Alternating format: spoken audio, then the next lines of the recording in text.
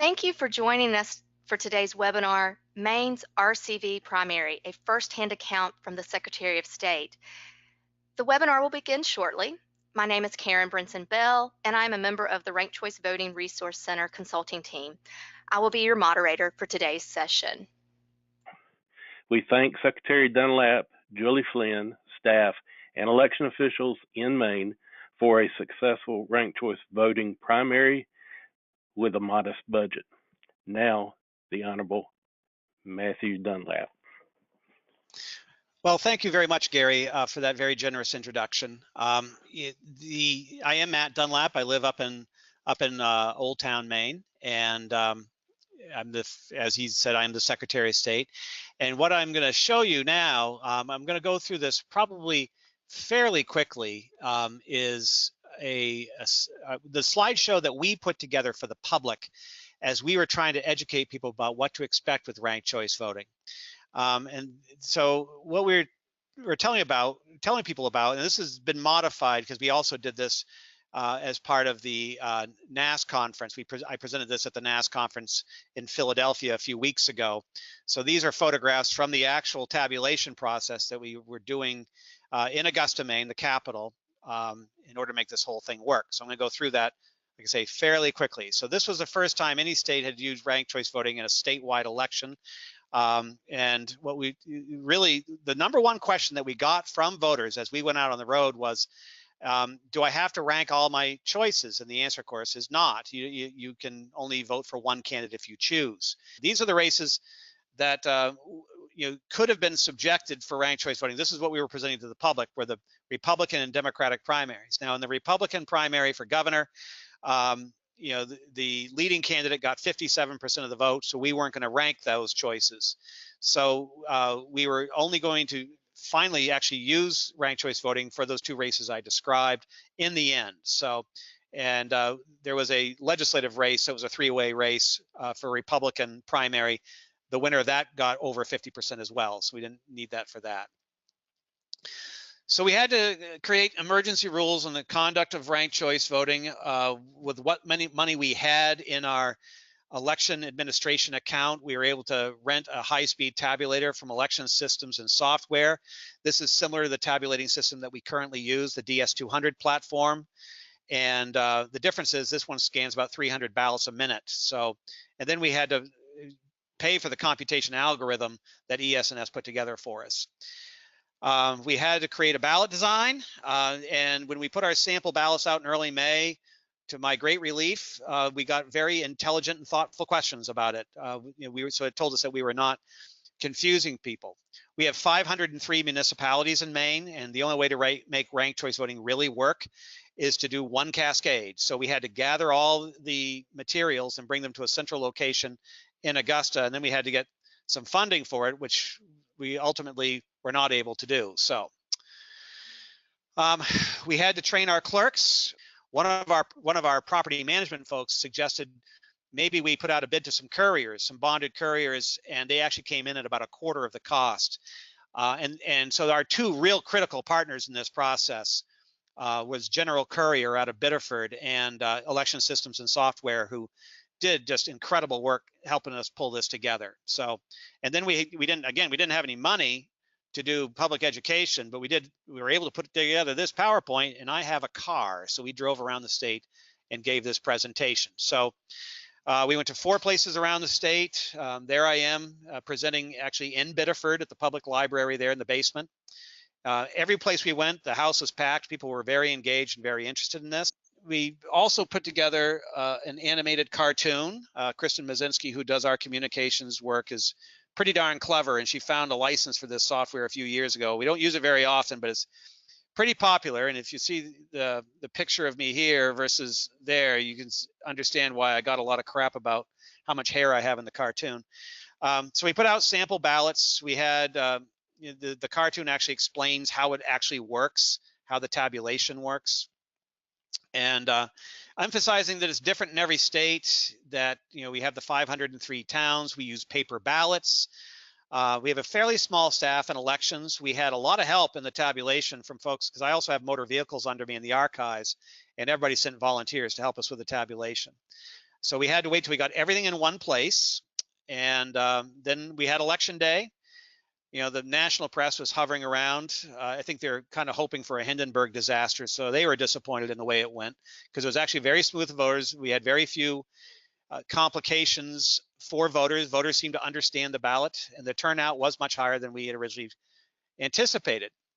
So the way this works is that the towns would do what they always do. They counted the first round. So they would count all the first place ballots, which on election day gave us an idea of where everything stood. So if somebody got more than 50% of the vote, we wouldn't have to use the ranked choice system. So we waited, we gave everybody a day to get those initial counts done. And then it was clear that we were probably going to be using the process for the Democratic primary for governor and the second CD. So on Thursday, General Courier went to work picking up ballots from all over the state, and Maine's the size of the rest of New England combined. So to give you an idea how big it is, it actually, from Augusta, it takes less time to drive to New York City than it does to drive to northern Maine. So it's a pretty big state. They had everything to us pretty much by Monday afternoon, because again, we didn't have any money, so we couldn't pay overtime to work through the weekend. So that's the tabulation center there. We got by the close of business on Thursday, I think we had about 309 towns in hand. We got most of the rest on Friday, and then we had a few stragglers that came in on Monday. So as they started coming in, we started feeding stuff in. Now what you see here is the center, and those computer screens are all linked to one server. They're hardwired. There's no internet used here. And from there, we would download the memory devices from the about 263 towns that use tabulating machines. And then behind, under the cover in the back, is the high-speed tabulator that we'd feed the hand count towns, the actual physical ballots. So we had no overtime. We had to take a break over the weekend, and we continued on Monday. There we are going away, and you can see all the attorneys sitting right on the other side of the chain. We did have a couple hiccups. One town sent their referendum ballots, not their candidate ballots. We had a couple little hiccups like that. One town sent their town ballots, not their state ballots. So we were able, because we have motor vehicle detectives who were able to do the retrievals for us. And so this is the bulk of the staff that worked on this. We decided at the last minute to do a Facebook Live event doing the tabulation. The tabulation went pretty smoothly. We had one hiccup with the way we were hand entering the information. We had some towns that were starting to run out of ballots on election night, so they photocopied ballots. So we had to create a record and enter that by hand. So there's my deputy, Julie Flynn, and I actually sorting out some of the last ballots. So the Excel file, it turned out if you capitalized the names of towns where you were doing the hand records, the initial algorithm recognized that as names of candidates, and it got confused and it wouldn't read it. So there was 920 ballots that we had to put aside to fix, which we did fix and got them entered into the final tabulation. But it amounted to about 1% of the entire tabulation. Over 132,000 people voted in the Democratic primary in Maine. So it was pretty strong turnout for that. So as we were getting ready to actually run the tabulation, it was just me and the technician with a laptop and all the TV cameras. We couldn't get that last file to load, and I leaned over to him. I said, "Just smile and make it look like this is how it's supposed to go." So, but we did figure that part out, and it took about 28 minutes to run the tabulation for governor and about 14 minutes to run the tabulation for the second CD. And so we did it in live right then. And then on the 27th, we did the cast vote records release. And that way, there's a lot of demand to see how each ballot was voted and how many people actually ranked their choices, how many people voted for one. We had originally estimated the full Monty for this to be about $1.5 million. We did not get that from the legislature, so we were able to use $80,000 out of our election administration budget. So we did not hire any temporary staff. So this is actually an old slide that we were drafting, but we will get you the actual costs here in just a second. One of the things that we had to bear in mind is this had never been done before, and we were very careful about not putting out deadlines that by Tuesday we'll have this done, because we didn't know. And so what we did do is we told everybody everything we were doing at every step of the process. We tried to be as transparent as possible.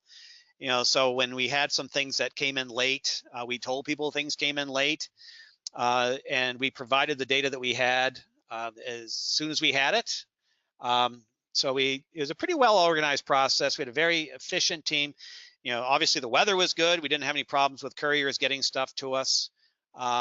And some of the lessons that we learned, obviously we want to have more staff. We want to have, now that we've done it once, we want to have even better training for our clerks. There's Chantel loading some ballots into the center. This is at the old Augusta Mental Health Complex, which has now been closed and converted over for other office space. So that's pretty much what we did. That's ranked choice voting in a nutshell. So these are the results of the 2nd Congressional District race that I was describing, but now you can actually see them for yourself. And what this describes to you is, this is how it worked out in the first round. And the blue is the leading vote getter of the round. So Jared Golden had 46.4% of the vote.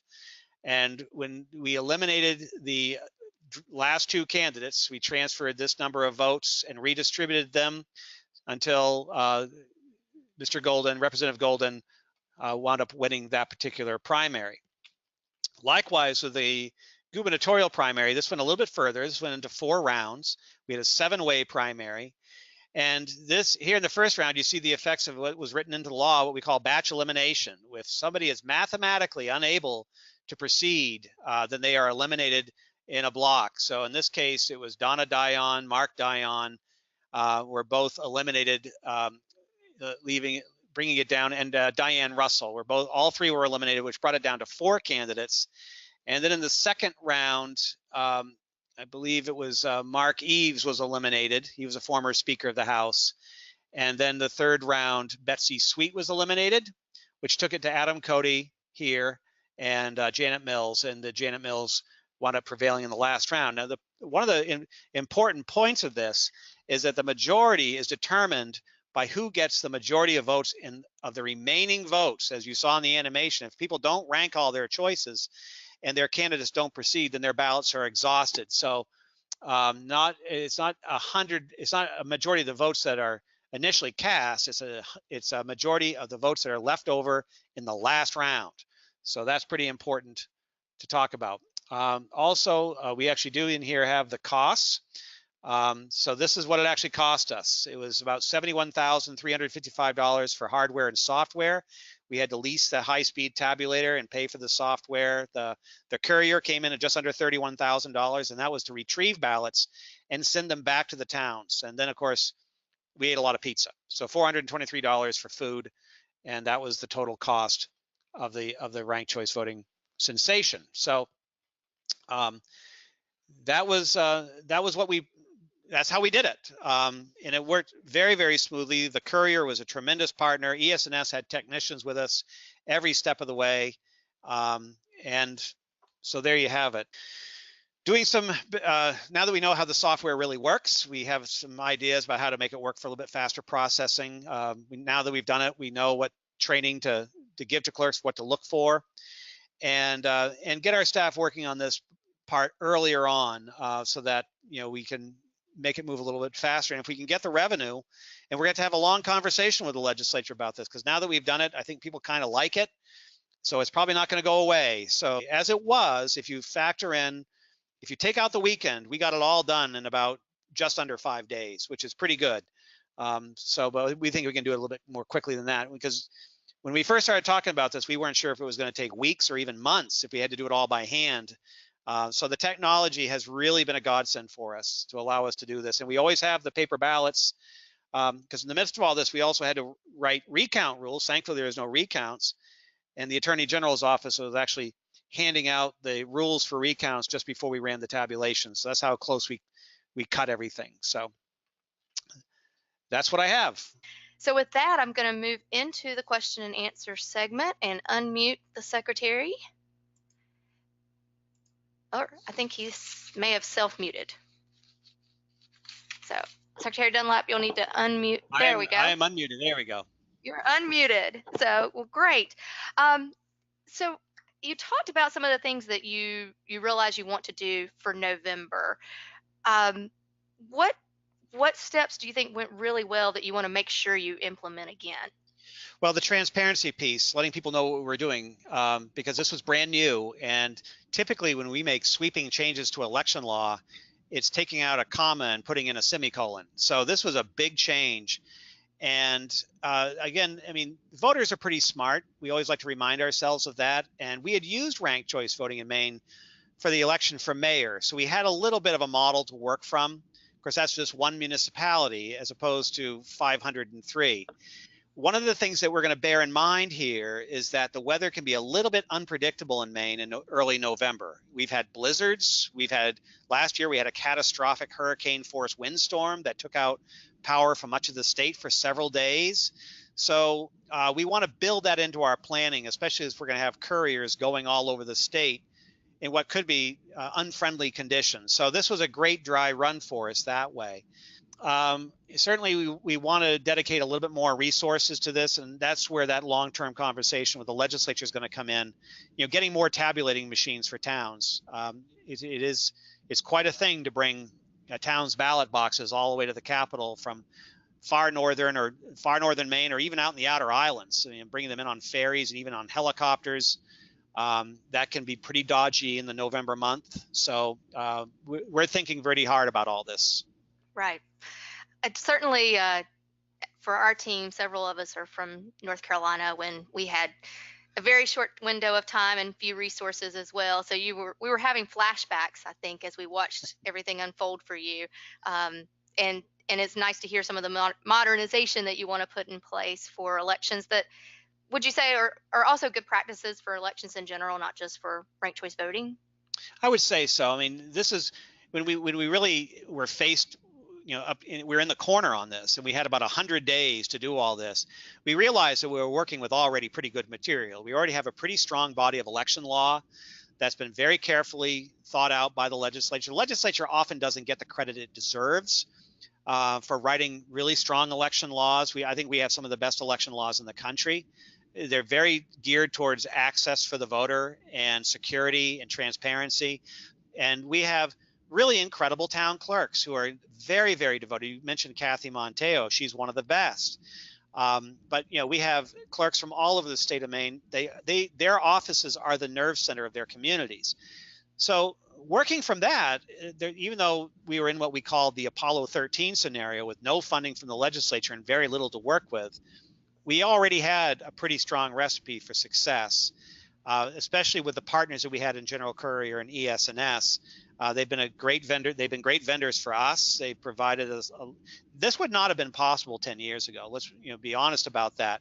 Being able to come up with an algorithm that can actually read an entire ballot and sort out the rankings from over 132 ballots and do it in less than half an hour is quite an achievement. And so that's a great tool for us. And I think most importantly, the voters seem to have trusted this process. We had no lawsuits after the election. We had no recounts, and people seemed to feel that it went pretty securely, which we felt pretty good about.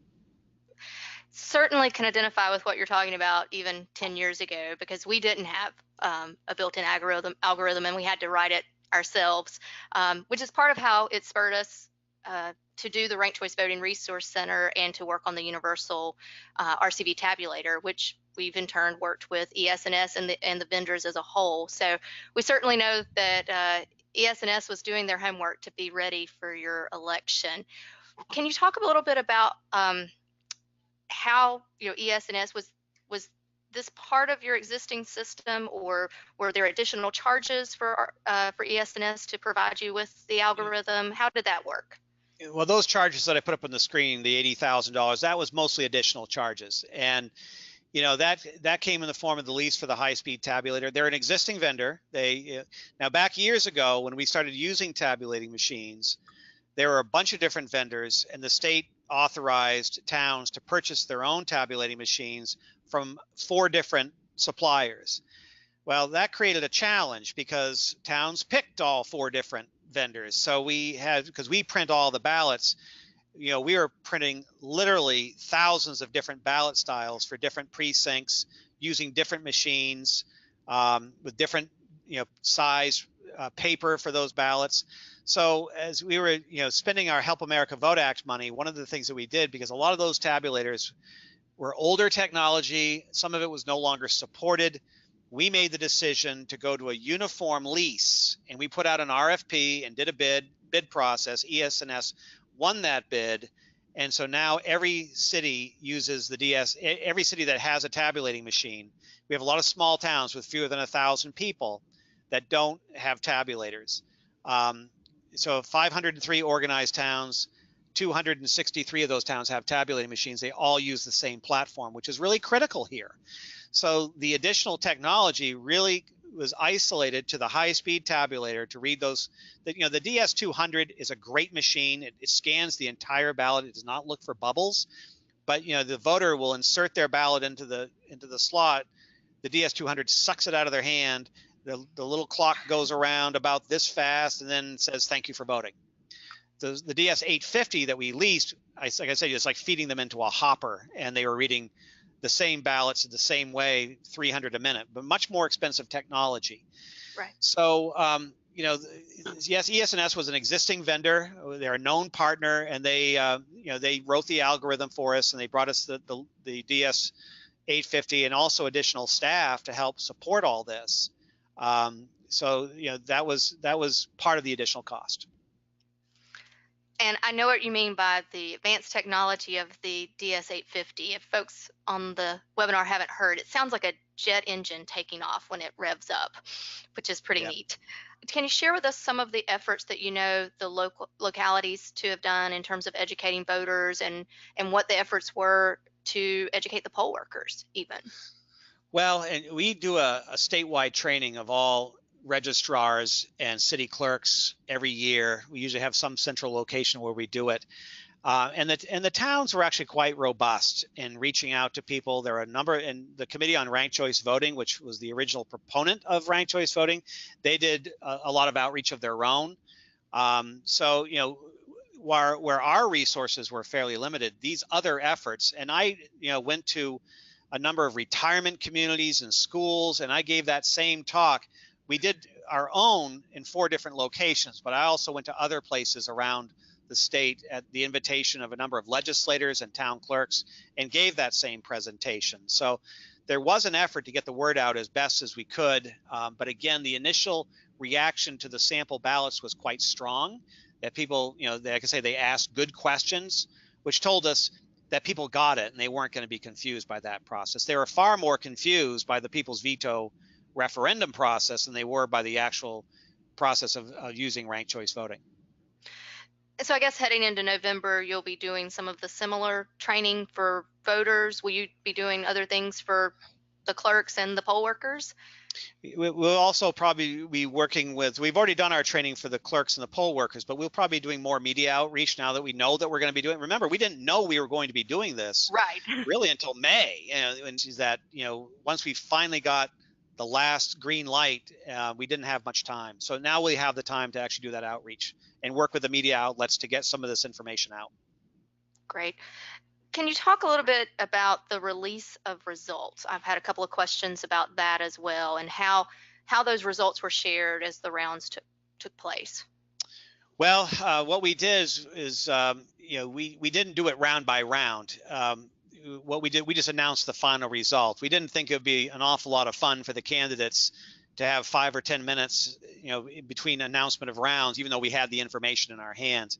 We just announced the final result. But what we did do is we printed it out. We printed out those same spreadsheets that I showed you, and we made sure they were widely available. We put them online right away so that people could see exactly, where votes had transferred, where ballots had been exhausted, how many people didn't.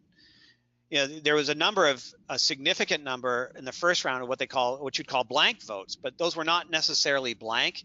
It may have been that somebody didn't like any of the candidates and they wrote in Daffy Duck. I saw some of those ballots, or they wrote in a candidate that wasn't actually running for governor. So, a relatively small number of ballots, but statistically insignificant number. But nonetheless, it was a phenomenon that we had to kind of account for. But that's how we just announced it at the end when it was all done. So Gotcha. Okay. Did you touched on some of the write-ins and things that you saw. Did you see anything unique to ranked choice voting, or was it similar in terms of the overvotes or um, undervotes or general participation in voting?